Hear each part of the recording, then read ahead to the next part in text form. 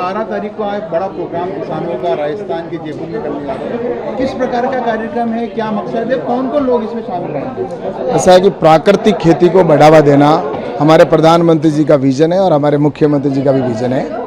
और इसको लेकर किसान मोर्चा के माध्यम से पूरे राजस्थान से जयपुर के अंदर 12 तारीख को किसान आ रहे हैं। SMS स्टेडियम के अंदर ये कार्यशाला रखी गई है।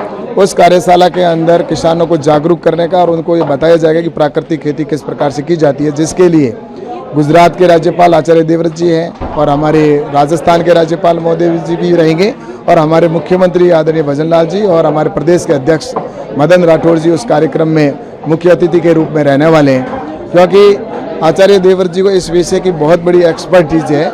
और जिस तरह से मैं देख रहा हूँ कि हमें पूरे राजस्थान के अंदर इसके ऊपर किसान मोर्चा के माध्यम से लोगों को जागरूक करने का अभियान हमने लिया है, तो मुझे लगता है कि इसकी शुरुआत है वो जयपुर से हम करेंगे और उसके बाद में सभी नीचे गांवों तक हमारे किसान मोर्चा के माध्यम से हम किसानों को जागरूक करेंगे। तो उसका शुरुआत है वो 12 तारीख को SMS स्टेडियम में सुबह 10 बजे होगी। कैलाश जी, आज 12 साल हो गए केंद्रीय मोदी सरकार को और एक नया रिकॉर्ड भी बना है। लगातार प्रधानमंत्री रहने का जो जवाहरलाल नेहरू का रिकॉर्ड था उसको तोड़ा है नरेंद्र मोदी जी ने, किस तरह देखते हैं? ऐसा है कि हमारे प्रधानमंत्री आदरणीय नरेंद्र मोदी जी ने ऐसे कई रिकॉर्ड तोड़े हैं जो उन्होंने नाम किया है पूरे देश का। दुनिया में आज प्रधानमंत्री जी का सम्मान है।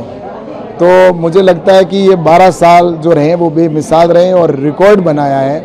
मैं प्रधानमंत्री जी को बहुत बहुत बधाई देना चाहता हूँ कि उनके कुशल नेतृत्व के अंदर आज भारत लगातार तरक्की कर रहा है। आज आम आदमी खुश है और भारत की प्रतिष्ठा पूरी दुनिया में होने लगी है। और चाहे वो युवाओं के लिए हो, चाहे महिलाओं के लिए हो, चाहे किसान हो, चाहे गरीब हो, हर वर्ग को उन्होंने जिस तरह से साधा है और उनके लिए जो काम किया है, मुझे लगता है कि भूतो न भविष्यते।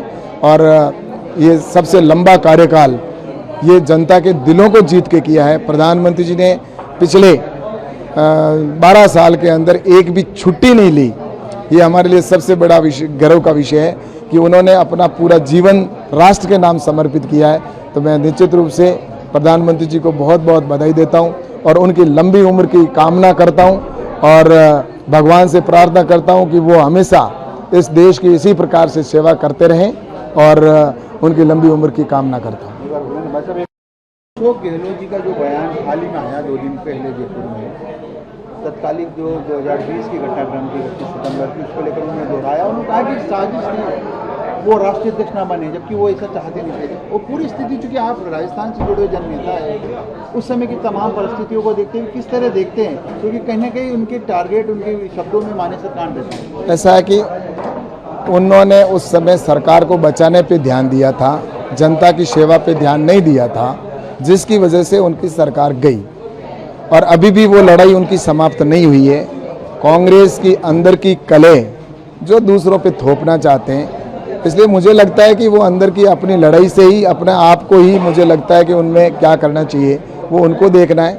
लेकिन एक दूसरे पे आरोप लगाकर वो जिस प्रकार से प्रदेश की जनता को गुमराह करने की कोशिश कर रहे हैं, मुझे लगता है कि जनता ने इनको अच्छे से समझ लिया है।